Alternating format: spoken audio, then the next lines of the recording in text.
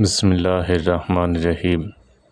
حضرت علی رضی اللہ تعالیٰ عنہ سے روایت ہے، نبی کریم صلی اللہ علیہ وسلم نے فرمایا، علی 3 چیزوں میں دیر نہ کرنا: نماز جب اس کا وقت ہو جائے، جنازہ کو جب وہ آ جائے، بیوہ عورت کے نکاح کو جب تمہیں اس کا کوئی ہم سفر مل جائے۔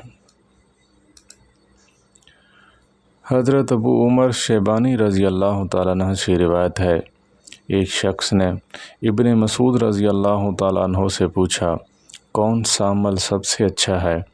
انہوں نے بتلایا کہ میں نے اس بارے میں نبی کریم صلی اللہ علیہ وسلم سے پوچھا۔ آپ صلی اللہ علیہ وسلم نے فرمایا، نماز کے اس کو وقت پر پڑھنا۔ میں نے عرض کیا، اور کیا ہے اللہ کے رسول؟ آپ صلی اللہ علیہ وسلم نے فرمایا، والدین کے ساتھ حسن سلوک کرنا۔ میں نے عرض کیا، اس کے بعد اور کیا ہے اللہ کے رسول؟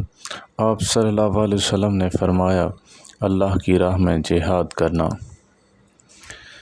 حضرت عبداللہ بن عباس رضی اللہ تعالیٰ عنہما سے روایت ہے، نبی کریم صلی اللہ علیہ وسلم نے فرمایا، جس نے 7 سال تک ثواب کی نیت سے اذان دی، اس کے لیے جہنم کی آگ سے نجات لکھ دی جاتی ہے۔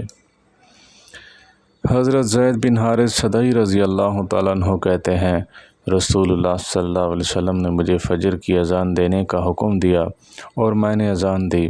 پھر حضرت بلال رضی اللہ تعالیٰ عنہ نے اقامت کہنی چاہی تو آپ صلی اللہ علیہ وسلم نے منع فرمایا۔